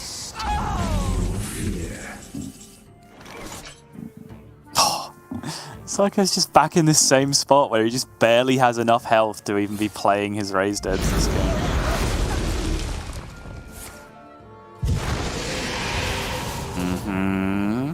Oh! Game Master.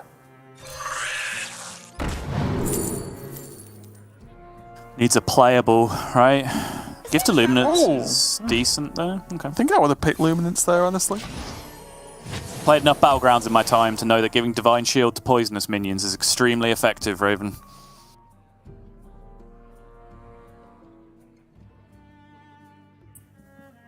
I don't even know what N'Zoth pulls at this moment in time.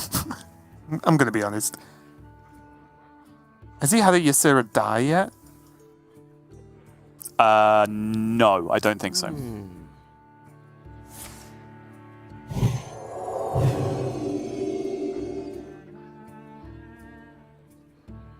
He's played one of the pirates though, so it would make a 5/5 as well as the other stuff, right?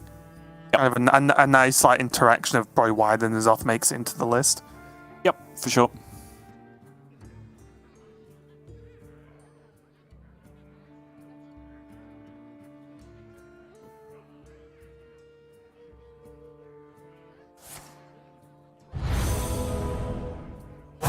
Quickly.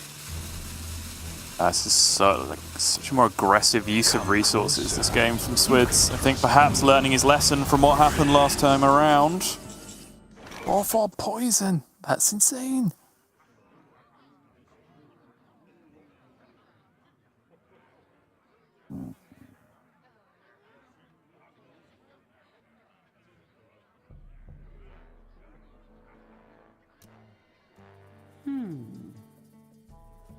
We'll still have a dream as well, so we could actually just dream this 4/4 away at least. And they would have been able to clear the board with Devouring, right? What knowledge do the stars I guess this will still do the job. Yeah, it does the job very nicely. Psycho knows how he has to be scared, right? So I think taking healing while he can get it is a very big deal because he knows any minion that sticks. Swidz has Nightmare in his hand. He knows that's still there. And he knows that there's a sapped Ysera in his hand as well, right? At least one that he knows about. So any minion that sticks is just threatening double Nightmare right off the bat. So he knows that, A, clearing board, but B, restoring some health where possible. Because, again, he is going to want to make use of these raised deads at some point, having so many of them in hand. All I'm thinking about is how Leroy Jenkins would just fix this matchup, right? Oh. Yeah, keep sapping my Ysera. It's just Leroy. Nightmare, nightmare, nightmare, nightmare. Love to see it.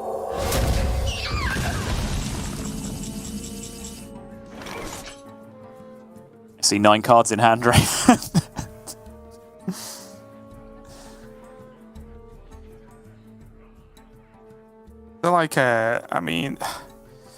Depends how Seiko wants to use his stuff, because a part of me looked at Blademaster with Nightmare this turn to see what that could achieve. But honestly, the fact that Seiko's sticking board and needs to catch up on damage, maybe he just holds the Nightmare for lethal. Yeah. Fair. You could also, if you want to play a 4/12 this turn, you can. If you, Dream first, then Ysera, then end your turn with a Nightmare, right? And just push the damage, let the minion just be kind of dead on board. That's a huge tempo play with developing another 4/12. The only problem is, with leaving the Nightmare hanging, it actually makes Hysteria quite good, probably. Sure. Looks like that's the play he's going for, though. He's going to go Nightmare It's still first. good, yeah. Yeah, he's going to go Nightmare first, then the Ysera, then the Dream, which is functionally the same thing. It's the same play. Yeah, I like this. I feel bad for those Drakes. They're just not seeing play, are they? They're not. Being sacrificed every time. Pretty sure it's never happened. No one's ever got the 7/6 off Ysera Unleashed. It's just literally never occurred. Oh, Ysera the Dreamer, sorry. Unleashed is the Portal one, right?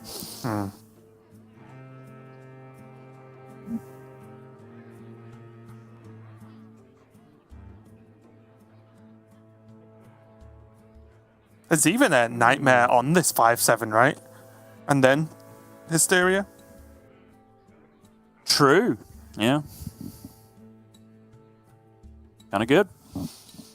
But I did like playing the 4/12 for Psycho, specifically because your opponent has Awakens, right? Yeah. So if you want to actually be aggressive and threaten lethal, playing your own Ysera is the best way to do that.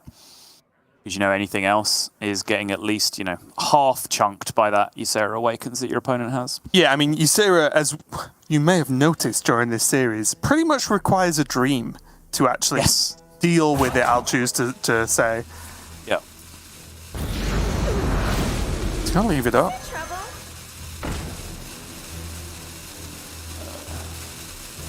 Ruh-roh, Scooby. No. Okay. Again! I would just never pick Ysera to just not give my opponent dream targets. I'll just go full meta. Yeah, bounce my Alexstrasza back to my hand every time. Yeah, exactly! Idiot. Like, enjoy taking 70. It makes sense. Obviously, the board doesn't exist, right? We all totally have time to spend 9 mana on shooting our opponent in the face for 8 every turn. Just gotta apply pressure. Yep. With our 1 mana left over every turn after we played Alexstrasza. Only Smite went face. 1 mana palm reading, not half bad. This is... How did they Raven, make Priest Mirrors more boring? This game's stupid and I want to go home, Raven. Me That's where too. we're at. Yeah. I want to go home, and I already am home. That's how bad it is. Yeah, me too. My hand is full. Oh! He burned the elephant! Whoa!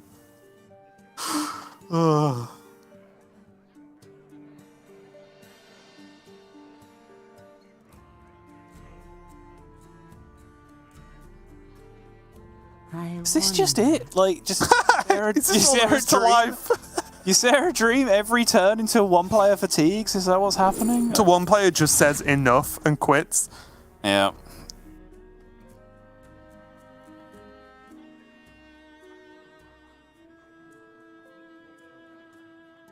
Open yourself up to magic.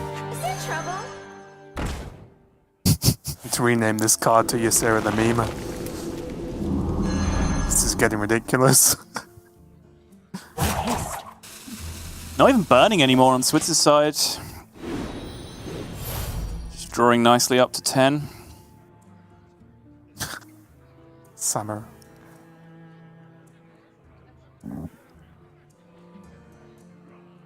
Just playing us off and see what happens. That's my vote for the turn.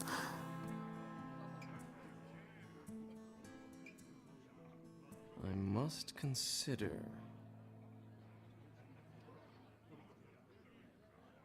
Yeah, I mean, Blade Master Nightmare is available.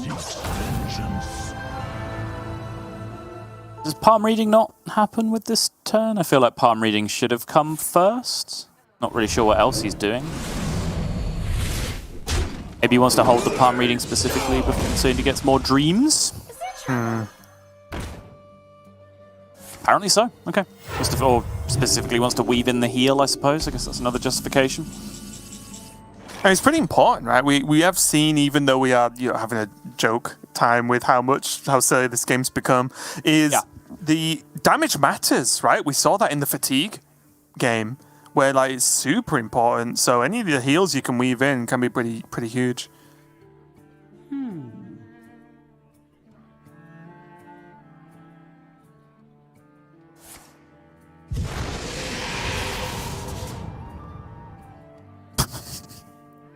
Again. I was going to say, I guess that's like the next worst thing after Ysera, but I'm not sure any Yseras have actually died at this point. I guess some of Seiko's must have done, right? Because didn't Seiko have 3 at one point, and now he has 1? I know. Yeah. It's a fair answer.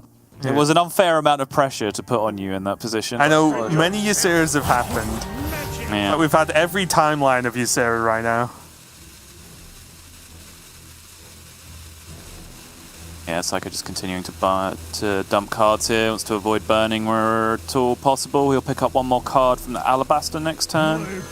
That'll take him to 9, and then if there's another dream play, then that's 10 again. He doesn't want to be in that situation. Okay. Oh, is that the one he needed? Was that the one he needed? Is that the one he burned? I believe so. Okay. Let me give it a quick check.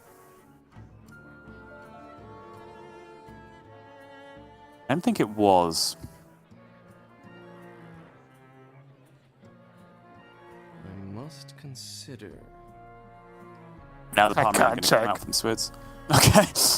And the palm reading coming out from Swidz while he's actually hitting a discount on a more relevant spell. Yeah, you know what? That is a good question, isn't it, Salt? Where is Cthulhu? Sort this out. Cthulhu, finish the game. Yeah. Well, it can't from Seiko, as far as we're aware. I think it was either the Maw or the 3 damage burned, right? I think it was the Maw, but I don't know okay. 100%.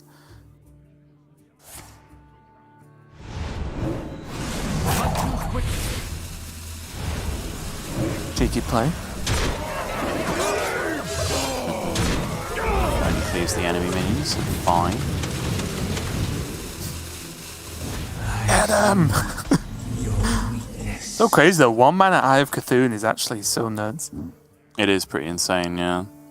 Literally at this point, like, Seiko cannot be allowed to land a minion at any point in the game because Nightmare Eye will absolutely end it. Have a renew there. Again, we did. Ooh. Oh. Wait. You went palm reading? What did you want, Mirror? Shadowform. Ah, of course. I mean, come on. That's a lot of damage. You have to make him hero power every turn.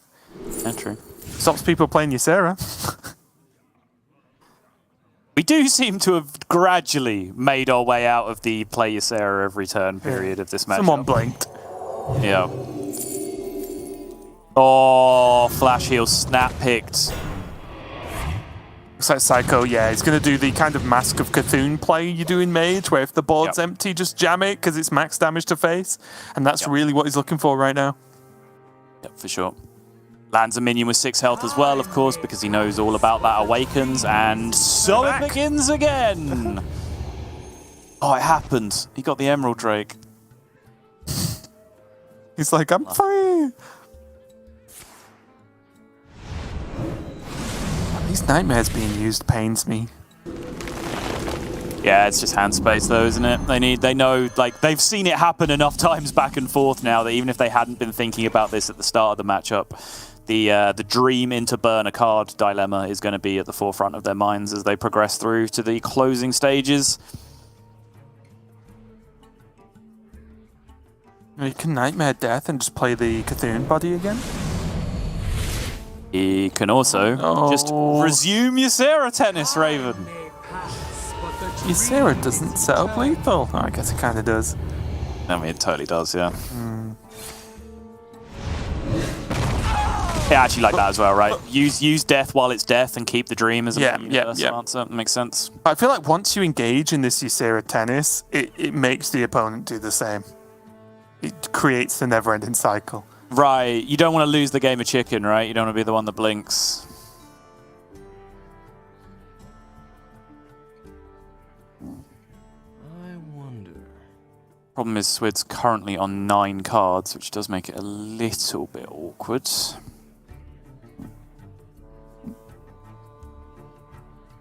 I wonder if he knows. Just get Nightmare Dream. I was wondering whether he knows that there's no Awakens. How well he's keeping track. I imagine you have to.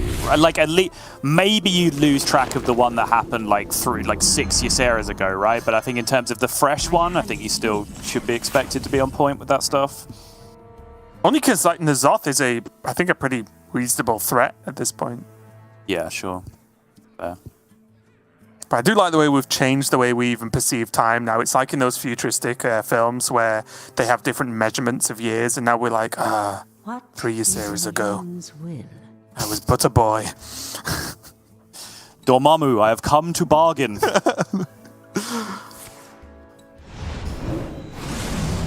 Or rather, Ysera, I have come to bargain. Just Emerald Drakes just being thrown out into the void just over and over again, just not even entering existence, having weird existential crisis.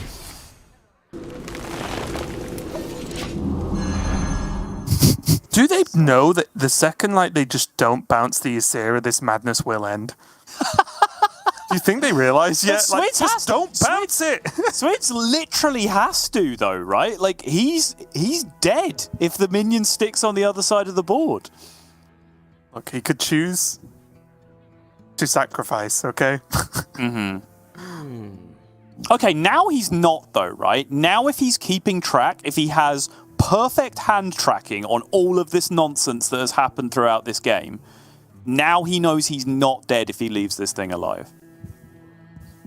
Right. Does he look at it like Apotheosis Soul Mirror? I wonder. Maybe.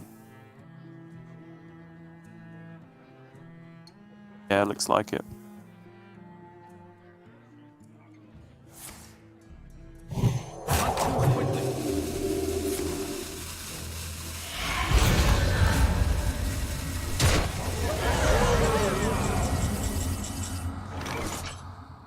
Seiko, you dream that Ysera back. The cycle must continue. I mean, Seiko has more than enough health to be getting on with these raised deads now, on the plus side. I don't think you have, but basically this reminds me of a show called Dark, I wonder. and it is ridiculous. Anyone who's seen that? It's a good reference. Okay, thank you. I'll explain later when we're on a break or something. Okay. I mean, it's just gotta get Dream back, right? Like, there's no better answer that I can see, at least. I guess unless there's that card in the middle. Yep. That's the nuts. Dump your hand, play the death, push 6 more, probably drop the raised dead this turn.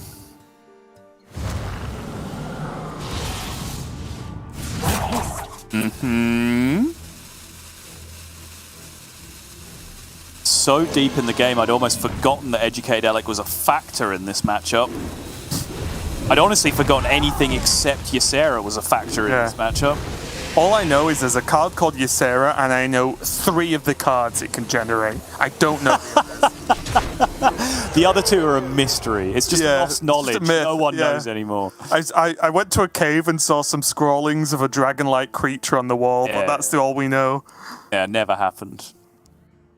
You got to be careful with those historical accounts as well, right? Like, you don't know how much of it is actually from a third party that weren't actually there. Like, I'm pretty sure the 4-mana card never existed. Yeah.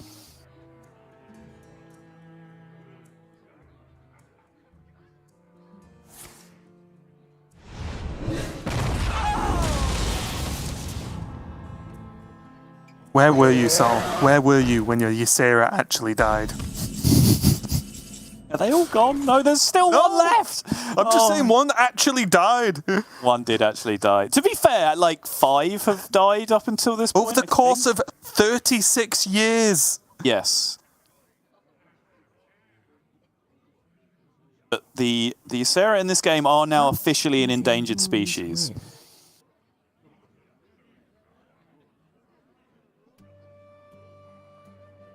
Crucially as well, it was a good enough Elek, right? It was a couple of spells, but it did a very good job of just equalizing the fatigue at that point. Seiko was slightly pushed ahead in fatigue. He squared it back up again. He's 7 to 8, but he's on the draw, so he's technically only 0.5 of a card ahead in fatigue here, with Swidz going down to 7 cards left in deck on his draw on the next turn as well.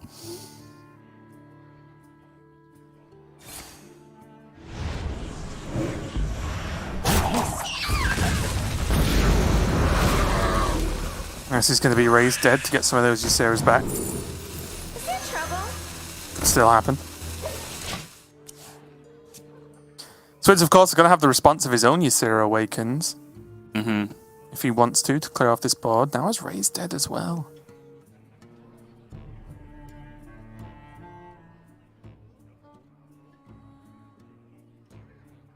It's even like maybe weirdly, but like Sethic Initiation this turn.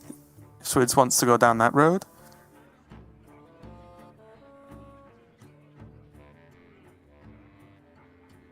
True.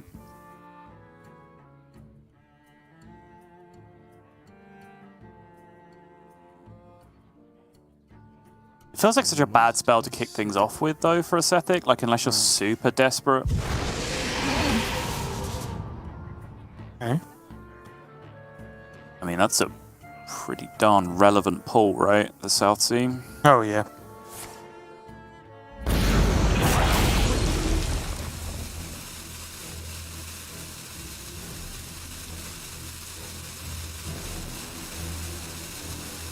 Apotheosis left in Swid's deck. From what I can see, he does still have a Renew available, though that will certainly help. Trouble? Probably going to press the heal as well, yeah. Going to go for the Laughing Sister and save the South Sea. Just to get max heal, goes back up to 10, which is worthwhile. He obviously like risked a little bit going down to 3. Yep. Most importantly, out of the range of a Alexstrasza finish.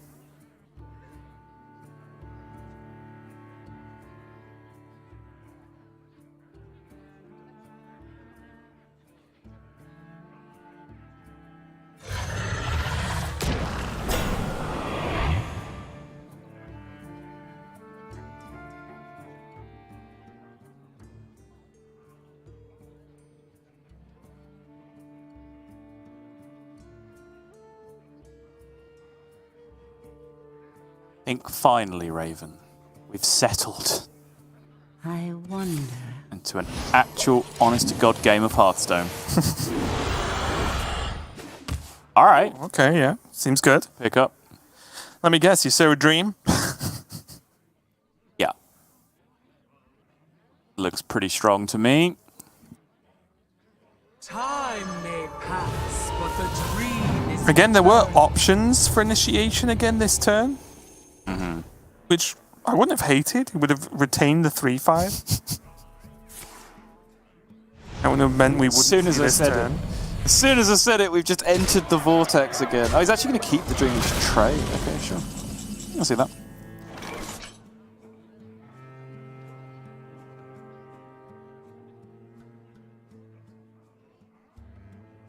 The weird thing is, like, when I saw the Nightmare coming down, I was like, okay, we're back in the same spot. He's casting Nightmare to free up the hand space so he can dream, and if he gets dreamed back, it means he doesn't burn a card. But obviously, just casting Nightmare doesn't solve that problem.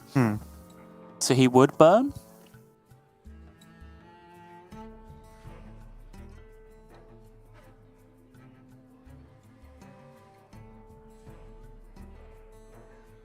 Tricky now for Seiko. Doesn't really have a clear path here on how to deal with this. Obviously, the 6/2 will die. He does have 0 mana Dream, but if he just dreams the Ysera, then he's kind of in the same boat next turn.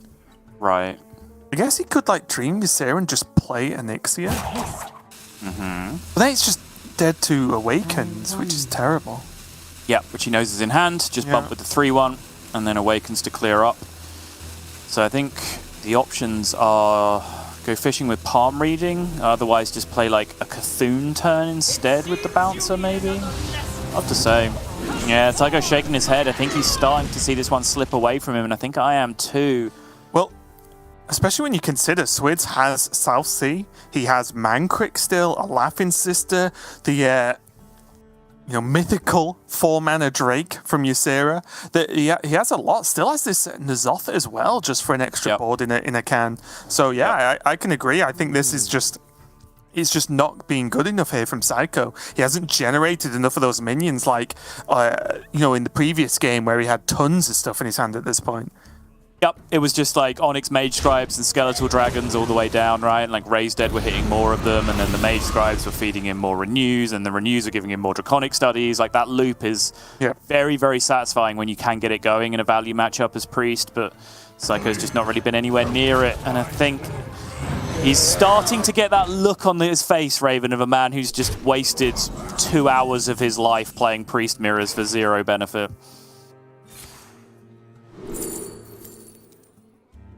Didn't really stick out as anything good there.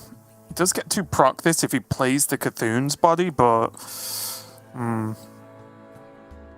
The Auspicious Spirits, I mean, of course. Right.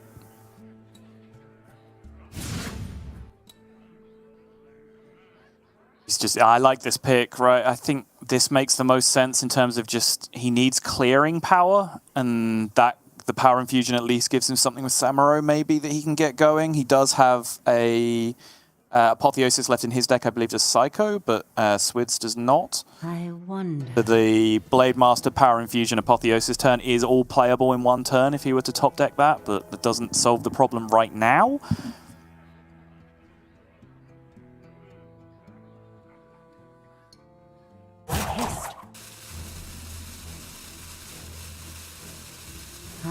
wonder.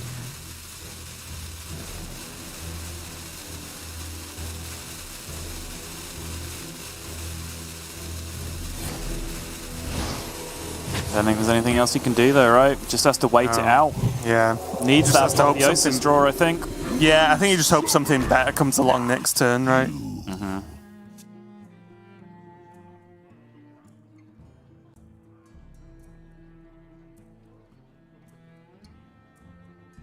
Start with the Sethic. Put 4 damage in first, finish it off with the Smite, and then start popping off with Renew. It's okay. Could also go Initiation. Did the same thing.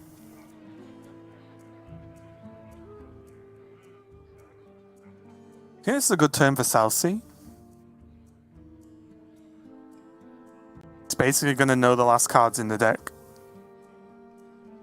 It's true. And also, the longer he waits, the less actual choice he has in the card he draws.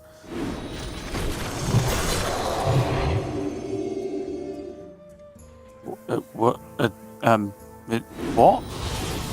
He just literally has to have picked up the wrong card, right? He thought that was Smite and it was Renew. That's the only explanation, yeah. Yeah, because that makes no sense. No, it doesn't. Smiting a 2/2 achieves literally nothing at all times. Don't do that. Generate him a card, Sol? There we go. Yeah. Okay. Oh no, Swidz, you're so close. You do not want to be getting yourself thrown out of it yet. There is the Maw though, so I'm assuming after all that it was the 3 damage AoE was the one that Seiko ended up burning because his counter did not advance when he played the 7 damage. So.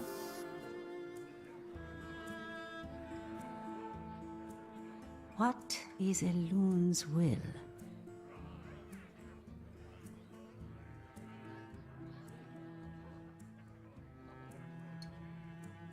Still though, nothing really coming together, is it, for Seiko?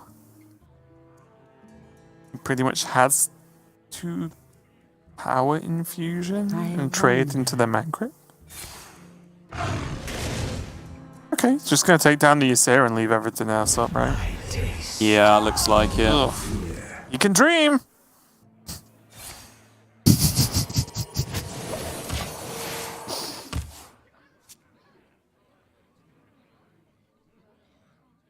I think that's it now for Swidz as well.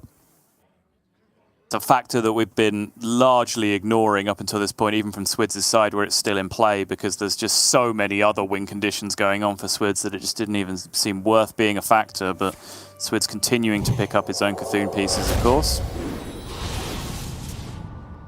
All right. I mean, that's a turn. Yep, that fills out the curve nicely. That'll work. You might as well go fishing for lethal, right? Yeah, it's miles off now. It's fine. Didn't keep doing it though. Seems reasonable. I think Apotheosis just gives him more security against absolute nonsense, right? Just for the 9 healing. Yep, go back up to body of 20 odd. Cthulhu. Yeah, Yep. yeah, I like it. Is there trouble? Like, again, because it doesn't generate Cthulhu in hand, it's fine to wait a little bit, right? He's not under any lethal pressure. He can play it next turn, no problem.